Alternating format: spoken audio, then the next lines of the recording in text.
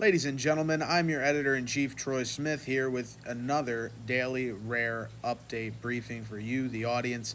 Dylan Mulvaney received the Breakout Creator of the Year 2023 award. Let's take a look at a clip for that.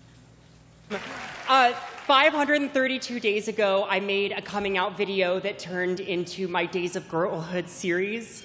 And my life has been changed for the better. But on the flip side, there's also been an extreme amount of transphobia and hate.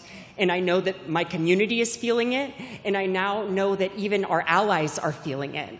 And I look around this room and I just see so many amazing allies that have platforms.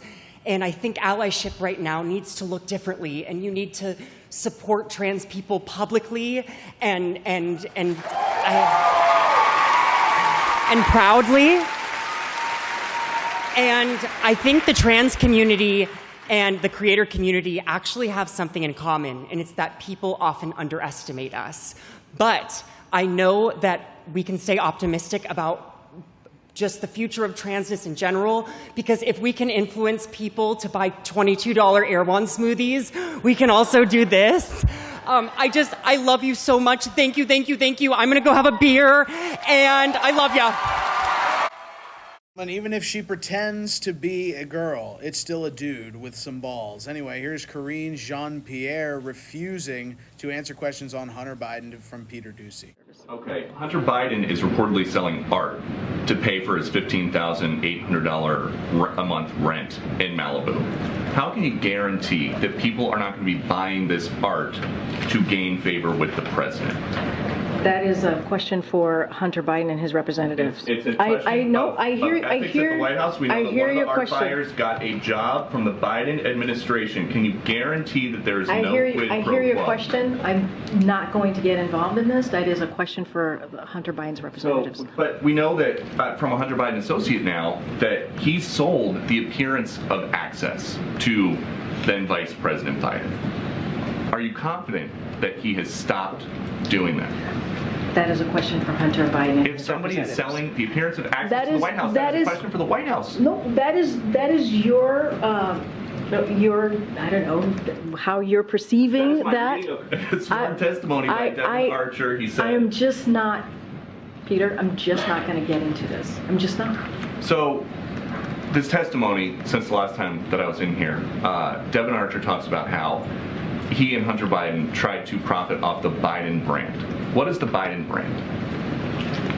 I'm not going to get into it from here. I'm not going to get into it from here. We're going to move on. Karine Jean-Pierre, she's no Jen Psaki, that's for sure. Anyway, President Joe Biden was at it again today, mumbling and stumbling through another dumbass statement. Let's take a look at that clip here. You know, but speaking about more this evening, I'm going to be talking when we speak in a longer forum. But the bottom line is a lot's happening. President Biden also lurked over some school children in D.C. today, and man, that is a parent's worst nightmare.